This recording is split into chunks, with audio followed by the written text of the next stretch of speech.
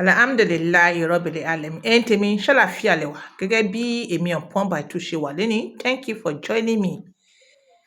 Thank you for always watching me. Please subscribe. Please subscribe and ọwọ́ yín ò ní kan ìsàlẹ̀ àpò. Ọwọ́ yín ò ní kan ìsàlẹ̀ àpò for subscribing. Thank you so much. Lórí ti tèní, a fẹ́ yára wa ní ọpọlọ ọpọlọ plus ọpọlọ is equal to ọpọlọ. Ǹjẹ́ a rí nínú àwọn ọkùnrin tó ń wò mí lénìí? Ǹjẹ́ a rí nínú àwọn ọkùnrin tó ń wò mí lénìí? Yes, ọ̀rọ̀ tí mo fẹ́ sọ yìí ó dáa. Àlùbáríkà ni. Kíyàn rí obìnrin tó fẹ́ help. Tíyàn rí obìnrin tó fẹ́ fẹ́, tí àwọn òbí rẹ̀ tí wọn ò ní agbára láti ránrú ọmọ bẹ́ẹ̀ lọ sí school. Ọkùnrin tó bá wá síwájú ní àmọ́ fẹ́ fẹ́ tọkàntọkàn. Wọ́n wá ní àkó tó fẹ́ ó rán lọ sí school ká wá rí ọkùnrin bẹ́ẹ̀ ó dá àlùbáríkà ni. Àmọ́ mo fẹ́ béèrè lọ́wọ́ yín bẹ́ẹ̀ ṣe ń wò mí. Ǹjẹ́ a rírú ọkùnrin bẹ́ẹ̀ mọ́ láyé ìsìn? Tírú ọkùnrin bẹ́ẹ̀ bá wà, ẹ jẹ́ ká kí i pé ó kú iṣẹ́ takuntakun. Iṣẹ́ òun pẹ̀lú ògo Ọlọ́run ó náṣeyọrí o. Obìnrin yẹn ò sì ní dà ẹ́. Ọmọ tó wá sponsor yẹn kò ní dà ẹ́. Ó parí láyọ̀ àtàlàáfíà. A sì wá fẹ́ ẹ, a wá bímọ fún ẹ. Ẹ̀yin tèmi ṣé gbọ́ tọrọ. Láyé tá a wà yìí, pẹ̀lú ìrírí ayé kan tí mo ẹ̀sẹ̀ rí lọ́wọ́lọ́wọ́ báyìí. Mi lè advice ọkùnrin kan pé kó sponsor obìnrin kan lọ sí school as a young girl. I can't. Torí nǹkan tó wà lọ́wọ́lọ́wọ́ báyìí tá a ti rí lọ́wọ́lọ́wọ́ tó sì ń pọ̀. Yes. Like tíyàn bá ní owó púpọ̀ tó fẹ́ ṣe charity, kó lọ ṣe charity. Advice mi leléyìí, mi fẹ́ kí fídíò yìí pọ̀. Advice mi leléyìí, mi fẹ́ kí fídíò yìí pọ̀ at all. My dear, ẹ má paná o. Ṣé mọ̀ pé mi kì í gbádùn ẹ̀ tẹ́ bá paná, ẹ tanná. Ṣé nítorí jẹ́nàjẹ́nà tó mú yín lábẹ́lẹ̀ fi paná? Ó mú èmi náà last week. Akérèkọ́rọ́ skin ultimate mo lò ó dẹ̀ ti lọ one time. Akérèkọ́rọ́ skin ultimate. Ó dára fún jẹ́nàjẹ́nà, ifo, àlè ifọ́, kúrọ̀kúrọ̀. Akérèkọ́rọ́, àwa làgbà, àwa ní bàbá. Ẹ̀yin tèmi, welcome back. Ilé-iṣẹ́ Akérèkọ́rọ́, ẹ darapọ̀ mọ́ wọn. Thank you so much. Advice mi leléyìí. Ìwọ tó bá mọ̀ pé olówó pọ̀ lọ́wọ́ ẹ, o fẹ́ sponsor ọmọ obìnrin kan lọ sí school. Obìnrin ni mí o, àmọ́ àásò tọrọ. Torí wọ́n ti ń fojú ọkùnrin rí rédèrèdè jù. Ojú ọkùnrin, àwọn ọ̀pọ̀lọpọ̀ ọkùnrin tó ń ṣe bẹ́ẹ̀, àwọn ọkùnrin tí wọ́n jẹ́ pé wọn ò lè jẹ́ kọ̀ọ̀kan tán ni.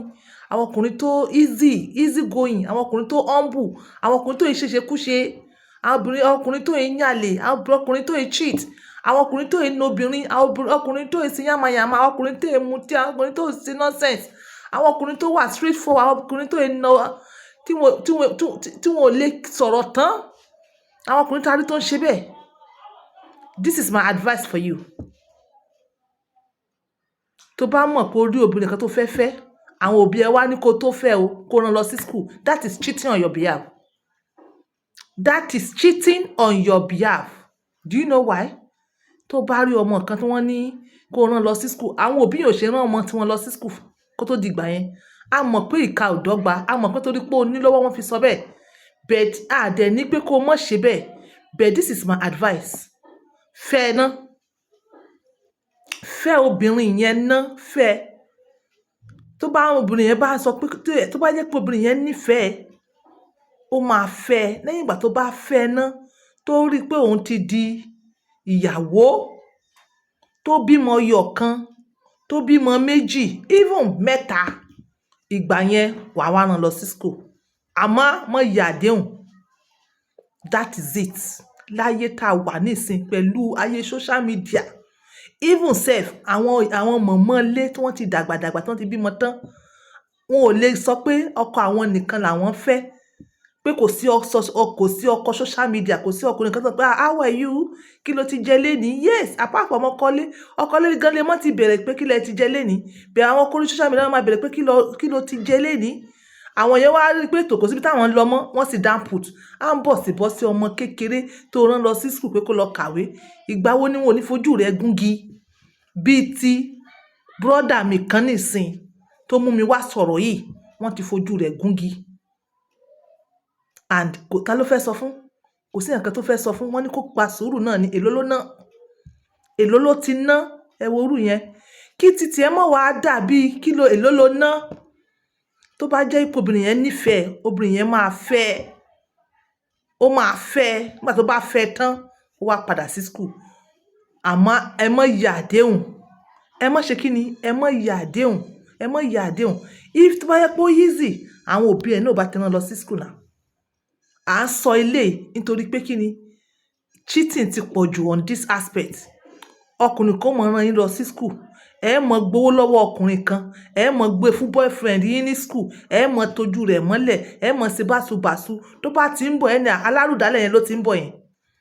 Ìwọ bọ̀dá tó ń gbọ́ mi, ìwọ bọ̀dá tó ń tẹ̀yàn lọ sí school. Tó bá jẹ́ pé o fẹ́ kí wọ́n sọ ẹ́ di alárùdálẹ̀, múgùn ló ń bọ̀ yẹn, dìdìrín ló ń bọ̀ yẹn, orúkọ tí ò ṣe é gbọ́ ni wọ́n máa sọ ẹ́. Lọ́wọ́lọ́wọ́ báyìí, tó bá fẹ́ mọ̀ pé obìnrin nífẹ̀ẹ́, sọ pé ẹ kọ́kọ́ ṣe nìkáì náà. Ẹ ṣe marriage tán. Ọyọ kan, ó bí méjì. Then no boarding school. No boarding, as in kò sí school, ẹ lọ mọ gbé school. Ẹ mọ̀ ṣe day student. Ẹ mọ̀ ṣe day student. Nígbà tá a bá rí mú tá a rójú tá a mọ̀ pé wọ́n lè gbà lọ́wọ́ wa, a lè wá yọ̀ǹda kan lọ ṣe boarding school ńgbà yẹn. Yes, this is from experience. Torí nǹkan tí àwọn èèyàn rí, mi ò ní sọ jù bẹ́ẹ̀ lọ. This is on point by 2, using my words for others. Ẹ̀yin náà ẹ rò. Bye.